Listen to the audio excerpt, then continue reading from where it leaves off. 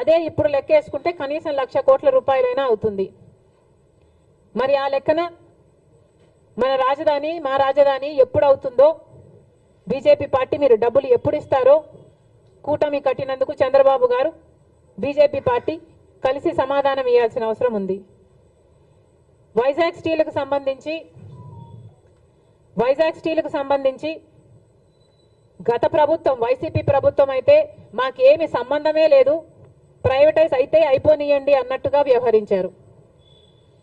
అసలు మా దగ్గర డబ్బులు లేవు అని ఎలక్షన్ క్యాంపెయిన్లో జగన్మోహన్ రెడ్డి గారి దగ్గరికి వెళ్ళి అడిగితే ఆయన అన్నారంట, అవునా నష్టాలలో ఉందా అని ఆశ్చర్యపోయాడట.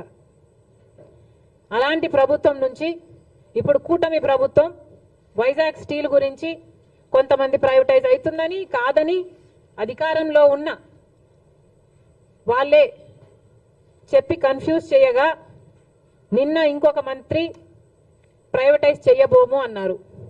మంచిది సార్, ప్రైవేటైజ్ చేయడానికి వీలు కూడా లేదు, మేమెవరం ఒప్పుకోము. ప్రైవేటైజ్ చేయకపోయినా విశాఖ స్టీల్కు సంబంధించిన క్యాప్టివ్ మైన్స్ సంగతి ఏమిటి? క్యాప్టివ్ మైన్స్ ఏర్పాటు చేయాల్సిన అవసరం ఉంది. విశాఖ స్టీల్స్ నష్టాలలో నడుస్తుంది, కనీసం జీతాలు కూడా ఇచ్చుకోలేని పరిస్థితిలో వాళ్ళు ఉన్నారు. ఎప్పటికప్పుడు డబ్బులు కావాల్సి వచ్చినప్పుడల్లా వాళ్ళ భూమి అమ్ముకొని మరి వాళ్ళ జీతాలు ఇచ్చుకోవాల్సిన పరిస్థితికి అన్ని ప్రభుత్వాలు కలిసి వాళ్ళను దిగజార్చాయి. మరి ఇప్పటికైనా ఈ బడ్జెట్లోనైనా బీజేపీ విశాఖ స్టీల్ను ఆదుకుంటుందా? మన రాష్ట్రానికే కాదు దేశానికే గర్వకారణం విశాఖ స్టీల్. దయచేసి ఆదుకోవాలని చంద్రబాబు గారిని డిమాండ్ చేస్తున్నాం. ఈ బడ్జెట్లోనైనా బీజేపీతో ఆదుకునేలా చేయాలని చంద్రబాబు గారిని డిమాండ్ చేస్తున్నాం. ఇంకో పక్క విశాఖ రైల్వే జోన్కి భూములు ఇవ్వలేదని ఒకసారి బీజేపీ అంటే, భూములు ఇచ్చామని వైసీపీ అంటే, ఇలా ఒకరి మీద ఒకరు టెన్నిస్ బాల్ అన్నట్టు ఇటు నుంచి అటు అటు నుంచి ఇటు ఆడుకున్నారు 5 సంవత్సరాలు. ఇప్పుడు చెప్పండి, వైజాగ్ జోను రైల్వే జోన్ కథ ఏమిటి? ఎప్పుడు చేస్తారు? ఎంత ఇస్తారు? మాట్లాడాల్సిన అవసరం ఉంది. ఇదే కాకుండా ఉత్తరాంధ్రకైనా రాయలసీమకైనా స్పెషల్ ఎకనామిక్ ప్యాకేజీలు సంగతి ఏమిటి? ఎంత ఇస్తున్నారు? చంద్రబాబు గారు సంవత్సరానికి 1,00,000 కోట్లు ఇస్తే మా అవసరాలన్నీ తీరుతాయి నెక్స్ట్ 5 సంవత్సరాలకి అన్నట్టుగా మాట్లాడినట్లుంది.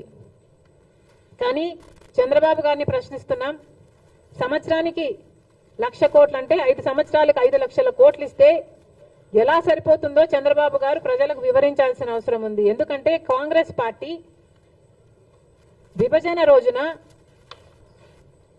అన్ని హామీలకు మనీ ఈక్వివలెంట్ గా ట్రాన్స్లేట్ అయితే కనీసం 12 నుంచి 15 లక్షల కోట్ల రూపాయలు విలువ చేస్తాయి ఆంధ్ర రాష్ట్ర విభజన హక్కులు హామీలు అన్ని కలిపి అని ఒక అంచనా వేస్తే చంద్రబాబు గారు మాత్రం సంవత్సరానికి 1,00,000 కోట్లు ఇవ్వండి మేము సర్దుకుంటాం అన్న రీతిలో మాట్లాడడం సబబేనా?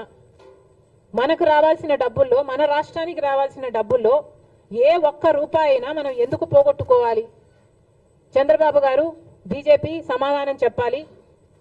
స్పెషల్ ఎకనామిక్ ప్యాకేజెస్ కింద మీరు ఎంత ఇస్తున్నారో క్లారిటీ ఇవ్వాల్సిన అవసరం ఉంది ఈ బడ్జెట్లో. కడప స్టీల్ ఫ్యాక్టరీ ఇంకా మొదలే కాలేదు, ఎడారిలాగా ఉంది ఆ ప్రాంతం. మరి మీరు డబ్బులు ఇవ్వాలి. బీజేపీ పార్టీ బడ్జెట్లో ఏం కేటాయిస్తుందో దానికి కూడా క్లారిటీ ఇవ్వాలి. బీజేపీ పార్టీ ఇవన్నీ ఆంధ్ర రాష్ట్రానికి సంబంధించిన ఇవన్నీ ఒక ఎత్తు అయితే, ఇక ప్రతిసారి చెట్టెక్కే బేతాళుడిలాగా ప్రత్యేక హోదా గత 10 సంవత్సరాలుగా గొంతు చించుకొని అరిచిన ప్రత్యేక హోదా అని బీజేపీ పార్టీ పట్టించుకోవటం లేదు. ఒకప్పుడు ఇదే ప్రత్యేక హోదా కోసం చంద్రబాబు గారు బీజేపీ పార్టీ